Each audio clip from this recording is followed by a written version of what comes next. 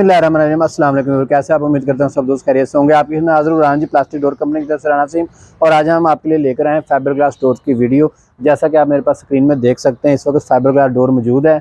इस fibre glass door की पहली खसूसियात ये होती है कि ये डोर्स वाटर प्रूफ होते हैं, लाइफ टाइम इनकी गारंटी होती है, इनको दीमक नहीं लगती। और इसकी सबसे बड़ी पहचान ये होती है कि आप ये देख रहे होंगे मेरा हाथ चल रहा है, तो ये बिल्कुल जो इसकी प्लेन सरफेस होती है और इसके ऊपर ये वुड के जो ग्रेन्स बने होते हैं, ये हम जो है ये पॉलिश के साथ बनाते हैं। उसके बाद इसकी ये डिज़ाइन होते हैं, इसके अंदर मुख्तलिफ़ किस्म के जो डिज़ाइन हमारे पास मौजूद होते हैं।